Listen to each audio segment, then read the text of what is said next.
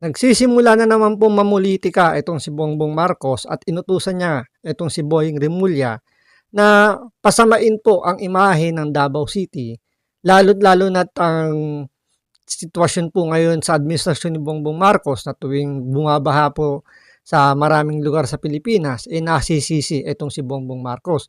Kaya ngayon dito, gumawa po ng panibagong pamumulitika itong si Boying Rimulya at inaakusahan niya po ang Davao. Hindi lang po yung mga Duterte pati po yung Davao mismo inaakusahan niya na ang pinakasentro daw po ng flood control project, walang iba kundi yung Davao.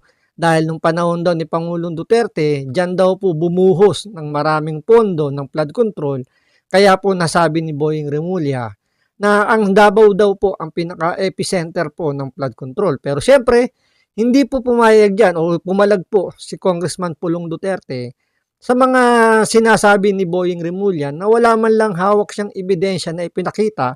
Kumbaga dito, propaganda na naman po ang ginagamit po ng administrasyon ni Bongbong Marcos para siraan po yung mga Duterte. Ang problema, pati po ang Davao dinadamay na po. So ito, panoorin po natin itong ginawang propaganda ni Boying Rimulya at ni Bongbong Marcos tungkol nga dito sa pagiging epicenter daw ng flood control project ang Davao City. So ito, panoorin po natin, pero syempre bago ang lahat, kung di ka pa naka-follow sa Makapili TV, baka naman pwedeng pakipindot po muna yung follow button at the same time, pa-like and share na rin po ng video, wala naman pong bayad yan. Kaya pindot na. So ito, panoorin po natin.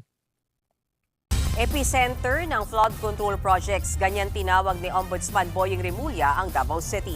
Sa budget hearing sa Kamara para sa pondo ng Ombudsman, sinabi ni Rimulya na aabot sa 200 flood control cases na nakabase sa lungsod ang kanilang iniimbestigahan. 4 dito ang naiakyat na sa korte. Sa kabila nito, nilinong ni Rimulya. Biruin nyo, no, iniimbestigahan na naman nila ngayon yung Davao. Samantalang nung pumunta na dyan sila Vince Dizon ng DPWH, wala silang nakitang o maibigay man lang na report na may mga ghost project, substandard project tungkol sa flood control ng Davao City.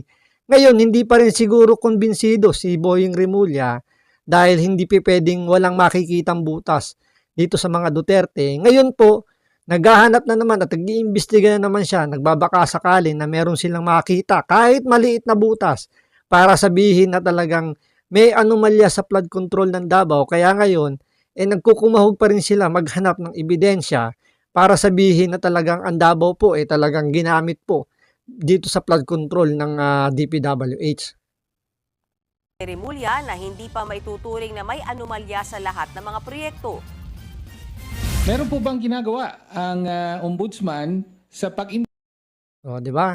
Kilala nyo ko sino to? Representative ng ACT teacher. So, siya yung pumalit kay Franz Castro na may kasong child abuse na dapat nga nakakulong na ngayon pero dahil nakapagpiyansa, nakakalaya pa. Pero sooner or later po, panaglabas po ng panibagong warrant of arrest, itong si Franz Castro, shoot na sa bangato. Anyway, alam naman natin itong party list na to, galit na galit kay Pangulong Duterte. So dito halos parang nakikipagkuntsabahan itong party list na to dito kay Boying Rimulya. At talagang makikita nyo rito na parang spoon feeding na ibinibigay na po. Iningunguso niya yung Davao pagdating daw sa korupsyon ng flood control. So dito talaga makikita mo na yung buong picture. Kahit sabihin mong binabanatan nitong mga sympathizer ng NPA si Bongbong Marcos.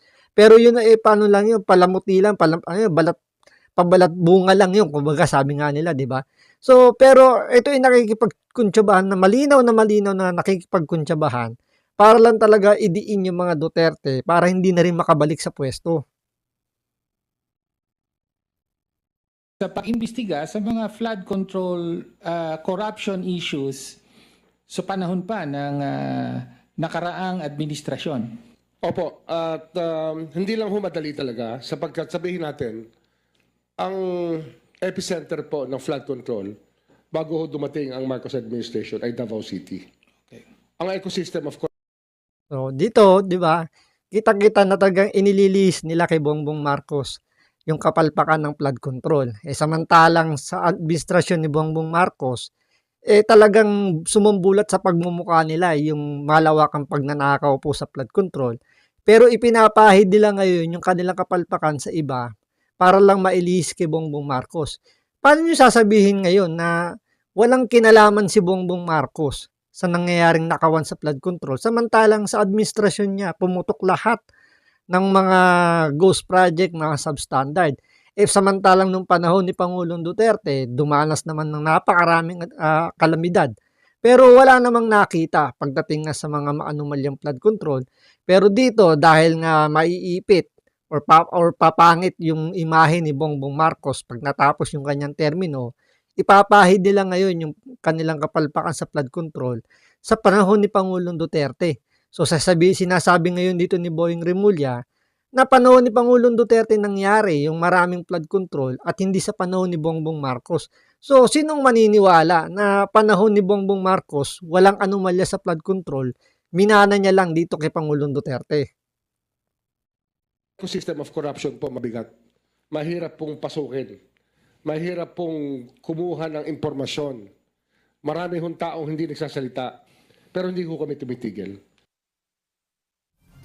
Pumalag naman si Davao City 1st District Representative Paulo Duterte sa sinabing yan ni Remulla. Sa Facebook, sinabi ng kongresista na dapat munang silipin ang records ng mga nakumpletong proyekto mula sa DPWH Davao Region. Dagdag pa ni Pulong, dapat walang pinipiling taon, pangalan, partido, administrasyon sa pag-iimbestiga ng anumang anomalya. Mga kapatid, may Pero kung susundan nyo ngayon yung logic nila, no, sabi ni Boying Remulla, dahil nung panahon ni Pangulong Duterte, yung Davao daw, kasi yun ang baluarte, di ba, ni Pangulong Duterte. Kaya sinasabi, yun daw yung epicenter ng flood control. Bakit hindi silipin ngayon dito ni Boying Remulla yung Ilocos? Yung baluarte ngayon ni Bongbong Marcos. Imposible naman na walang makikitang flood control project dyan na puro sablay o ghost project. May mga vlogger na pumunta na doon at sinasabi nga na napakaraming pong mga flood control talagang walang napuntahang maayos. Nasimulan, puro poste or talagang halos wala, pero hindi po ibinabalita sa mainstream media. Kasi sinasabi nila na wala daw talaga, pero meron eh. Tapos dito, ang pinaka-epicenter talaga ng flood control project na ginatasan ng todo ni Bongbong Marcos o ng administrasyon ni Bongbong Marcos, walang iba yung itong Bulacan na hanggang ngayon nagdudusa po sa talagang napakasamang pagbaha na hanggang ngayon hindi umuhupa yung tubig kahit na hindi na po umuulan, mataas pa rin po yung tubig. Kaya hindi natin talaga maiwasang isipin na itong ombudsman po natin nagiging parte po ng pamumulitika ng administrasyon ni Bongbong Marcos. Imbis na po habulin yung mga talagang magnanakaw sa gobyerno, ang target po talaga pigilan po ang mga Duterte na makabalik sa pwesto, lalong-lalo na si VP Sara, na maupo bilang presidente dahil alam nila meron silang kalalagyan. So sa palagay po ba ninyo, Davao City po ba talaga ang epicenter ng flood control at hindi po ang Ilocos? So paki-comment down below po kung ano po inyong palagay. So hanggang dito lang po muna. Maraming salamat po sa panonood. Ingat po kayo lagi. God bless.